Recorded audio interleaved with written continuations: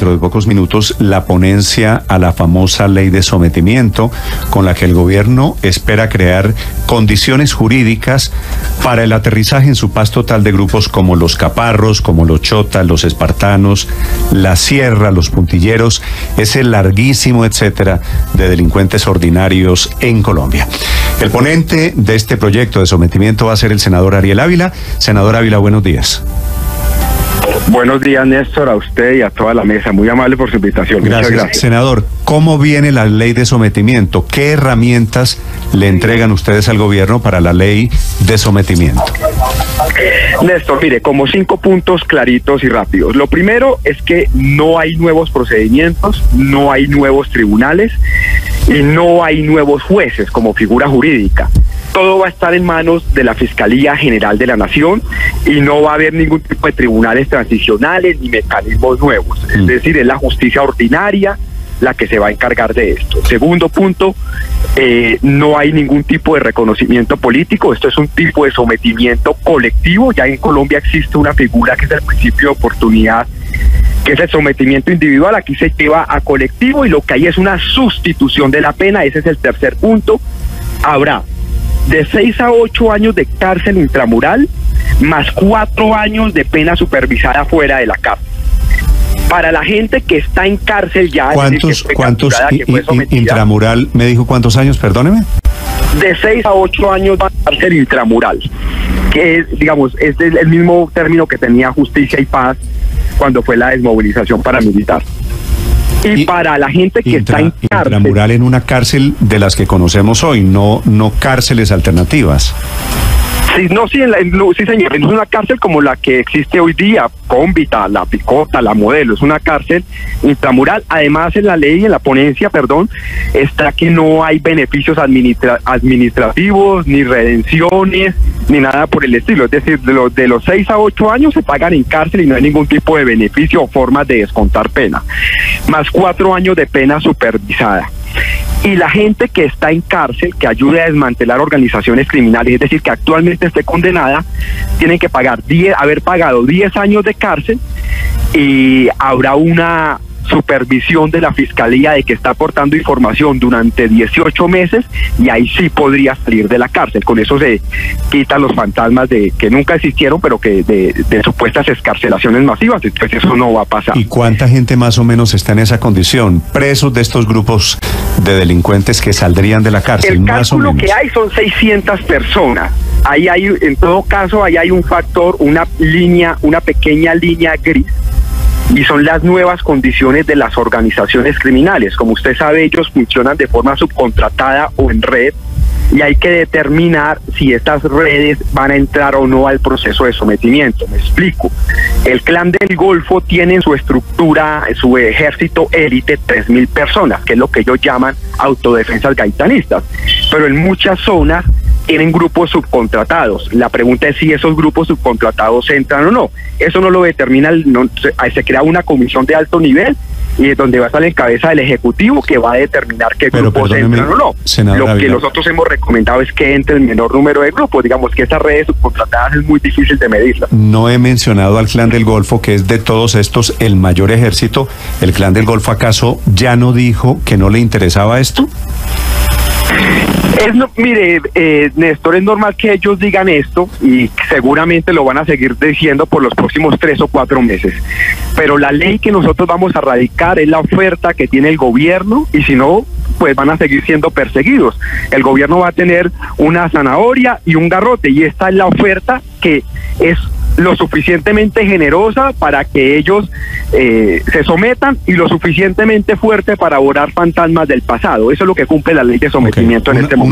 Una de esas zanahorias es 8 años de cárcel y después quedan en libertad, ¿cierto? 8 años de cárcel y 4 años más de pena supervisada, sí señor, pero de cárcel de 6 a 8. Sí, ¿y cuál es la zanahoria en el tema finalmente económico? ¿De cuánto la amnistía económica? Básicamente se mantiene el porcentaje de la ley de extensión de dominio del año 2014, que es hasta el 6%, máximo el 6% de los bienes que ellos entreguen, digamos, al principio, o sea, que no haya persecución de los bienes. Y los bienes que ya fueron incautados, pues esos no cuentan, es los nuevos bienes que entreguen. ¿Qué pasa si ese 6% supera los 11.000 millones de pesos? Se mantiene nomás el tope máximo es 6% o 11.000 millones de pesos. Más de eso no puede ser. ¿Y ustedes creen que estos señores, los jefes de todas estas bandas, ven aquí zanahoria realmente? 8 años de cárcel y me quedo, entre comillas, solo con 11.000 millones de pesos. Néstor, para serle sincero, efectivamente hay gente que cree que la ley es demasiado dura. Pero ese es el proceso de concertación que hemos hecho en la ponencia y nosotros confiamos en que con el plan Ayacucho ahora de las fuerzas militares se presione a estas organizaciones para que se sometan. Pero sí, no es una ley tan benevolente como muchas personas pensarían que debiera ser. Sí, de extradición, ¿qué dice la ley de sometimiento, senador Ávila? Néstor, no se toca el tema de extradición. Ese fue un diálogo además que se tuvo con la embajada norteamericana y con el gobierno norteamericano. Eso sigue siendo un tema discrecional del gobierno colombiano y del gobierno de los Estados Unidos, pero la palabra extradición no se metió en el proyecto y no se toca. Senador Ávila, sin el Clan del Golfo, porque ellos públicamente han dicho que no les interesa, ¿están haciendo cuentas ustedes de cuántos hombres de los caparros, de estas autodefensas de la Sierra Nevada y los demás que se someterían, cuántos hombres entrarían allí en esa ley de sometimiento? Nosotros estamos una aclaración antes. Mire, cuando fue la negociación de paz con las FARC, ellos querían un armisticio general y después terminaron aceptando la JEP y teniendo que ir a tribunales. Aquí yo creo que va a pasar lo mismo con el Clan del Golfo, aunque ellos hayan dicho que no. Esto yo creo que el otro año terminan en que ellos van a aceptar si hay una buena presión militar. Sin el Clan del Golfo estamos hablando más o menos de unas 12.000 personas que nosotros aspiramos a sacar de este tema de la confrontación. Contando el Clan del Golfo estaríamos sobre los 18.000 más o menos, que es lo que más o menos sería el número aproximado de gente que sacáramos. Hay gente que ya ha dicho que quiere hacer esto rápido, como los chotas y los espartanos en Buenaventura, y así será esto progresivo, pero pues esto no va a ser todos los combos en una misma fecha y demás, no, va a ser más bien lento y seguramente el gobierno colombiano le otorgó un reconocimiento político a las disidencias del Estado Mayor. Eso yo estuve en contra, no creo que con las FARC ya negociamos y eso lleva a que otros grupos, pues como los Clan del Golfo, digan nosotros somos disidencias paramilitares, también queremos lo mismo, y eso va a llevar a que los siguientes 3 o 4 meses seguramente estas conversaciones como si no avanzaran, pero ya el otro año yo estoy seguro que esto se va a desentrabar. Senador, pero 12.000 es una cifra gruesa, una cifra casi cercana a lo que se desmovilizó en su momento de las viejas FARC. Usted dice que muchos de estos, el sometimiento es cárcel de 6 a 8 años, pero cárcel ¿dónde, senador? ¿Dónde los van a meter si hoy incluso hay hacinamiento carcelario? De aquí a allá, no, pues nosotros no podemos, digamos, tomar las decisiones que tenga que tomar el Ministerio de Justicia. De aquí a allá tendrá que el Ministerio tomar las medidas que sean necesarias para garantizar la privación, la seguridad de esta gente, porque si comienzan a dar información hay que garantizarles la seguridad. Pero nosotros aspiramos a que eso sea un tema del Ministerio de Justicia que tome las medidas, que además el ministro con quien hablé en las últimas horas, pues va a tener un plan de choque para ello. ¿Qué les ha dicho, senador, el fiscal Francisco Barbosa, que ha sido sin duda uno de los grandes opositores a esta ley de sometimiento? ¿Qué de los artículos o en qué medida los artículos han sido discutidos o qué les ha dicho el fiscal de esta nueva etapa de la ley de sometimiento? Básicamente de los 9 comentarios que tuvo él, fueron incluidos 8, hay unos que no se incluyó porque creemos que se pone en riesgo la seguridad jurídica del proyecto, todos los demás fueron tenidos en cuenta. Por ejemplo, se doblaron los tiempos procesales, se metió la Fiscalía y no solo la Unidad para el Desmantelamiento de Organizaciones Criminales de la Fiscalía, para la gente que firma el acta colectiva de sujeción no se extingue la persecución penal, sencillamente se suspende mientras hay sentencia colectiva por parte de la Fiscalía, y se separó muy bien, que eso era el tema de mayor debate, el papel del Alto Comisionado de la Paz y el papel de la Fiscalía General de la Nación, de tal forma que Este proceso de sometimiento tiene 3 partes. La primera es los acercamientos, donde la oficina del Alto Comisionado tiene un papel importante. La segunda, el procesamiento, donde el único papel es de la Fiscalía. Y la tercera etapa es la de la pena, que está en cabeza de la Fiscalía y del Ministerio de Justicia. Eso quedó, creo todavía que eso estaba muy claro en la ponencia anterior, pero aquí queda supremamente claro esos tres tiempos. Pero ¿quién dictaría sentencia, senador? No, hay un juez, pues básicamente la Fiscalía es la que hace la imputación y el juez dicta sentencia. El juez dicta sentencia con base en esto.